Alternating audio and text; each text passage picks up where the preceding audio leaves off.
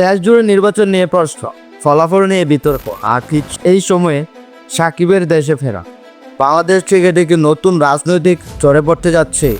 বাংলাদেশের সাম্প্রতিক নির্বাচন নিয়ে বিভিন্ন মৌলিক প্রশ্ন উঠেছে। কেউ বলছে নির্বাচন প্রক্রিয়া স্বচ্ছ ছিল, আমার অভিযোগ করছেন, কিন্তু প্রশ্ন উঠছে ভোটের পরিবেশটা কত প্রতিযোগিতামূলক ছিল, বিরোধী দলগুলোর অংশগ্রহণ কেমন ছিল, জনগণের আস্থা কতটা নিশ্চিত করা গেছে।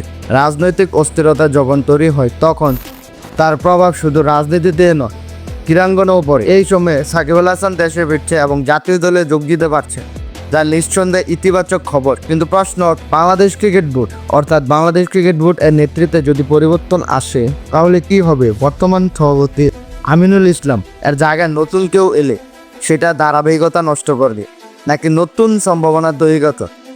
কেউ বিশ্লেষণ ইতিহাস বলছে যখন প্রশাসনিক স্থিতিশীলতা থাকে তখন দল ভালো করে, আর যখন বোর্ড রাজনৈতিক চাপে পড়ে তখন পারফরমেন্সের প্রভাব পড়ে। তাহলে এখন প্রশ্ন, ক্রিকেট কি রাজনীতির বাইরে থাকতে পারবে? সাকিবের অভিজ্ঞতা কি দলকে সামাল দিতে পারবে? নেতৃত্ব পরিবর্তন হলে উন্নতি হবে নাকি অনিশ্চয়তা বাড়বে? আপনি কি মনে করেন? নির্বাচন বিতর্ক কি ক্রিকেটে প্রভাব ফেলবে নাকি ক্রিকেট থাকবে নিরাপদ? কমেন্ট করে আপনার মতামত জানান, ভিডিওটি শেয়ার করুন, কারণ এই আলোচনা সবার জানা দরকার।